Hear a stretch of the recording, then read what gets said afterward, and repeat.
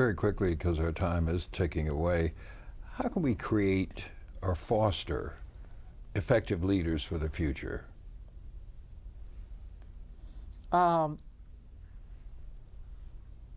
People are in different positions to do that. Mm-hmm. If you are in the Congress, you have a special obligation because you speak to people all the time, because you have internships and the rest. But what people who have had a fair chance of life have to understand is something occurs today that I have to say I do not remember being particularly important when I was growing up. Maybe it's because the media was important. But apparently young people really do want to talk to role models. They really do want to learn from people whom they regard as successful. I never, some of this devolves into something that I really don't like, which is a sense of celebrity, celebrity for its own sake.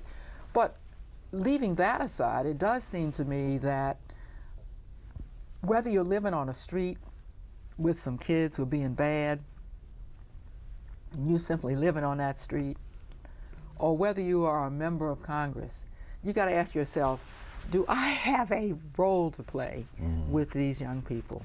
And because people live in so many different ways, have so many different roles in society, you got to figure that out for yourself. But if you feel as I do that many young people today have lost their way, it certainly isn't enough to sit up there and say you've lost your way. There has got to be a way to say, look, whatever role I can play is real small. First, we got to come to grips with that. But it does seem to me that children crave the kind of nourishment and attention that was far more automatic when I was a child. Are you going to write another article like the one you wrote for the New York Times years ago to lay this problem out so that more people that will ever see this TV tape can read about it, learn about, pass around, I have been figure out trying to strategies? think about how I should I feel so deeply about the subject that I should really write a book about it. I've been trying to think about how to write a book about it, and I may indeed do that. I've just supported a bill here, a Republican, a conservative Republican, named Sam Brownback, who has is the committee that receives our appropriation money, by the way, that is raised entirely in the District of Columbia.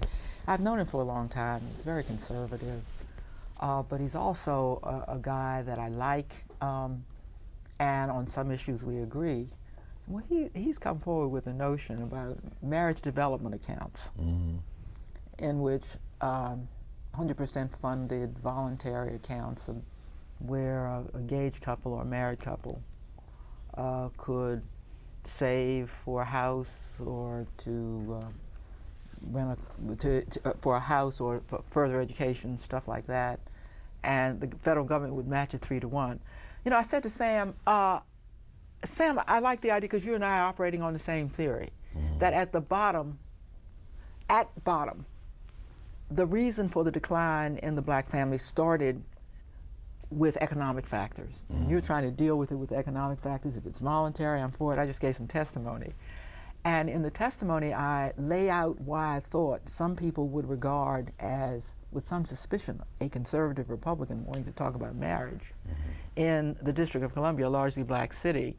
And then I lay out more of why I think this is appropriate. So I'm saying to myself, if I keep finding opportunities to talk about this as I am now, or to write about it as I did in this testimony, because I didn't so much write about marriage development accounts, I wrote about the black men and the black family, then I ought to sit down and not write my own autobiography, but write about this issue which I regard as the overriding issue facing our people today.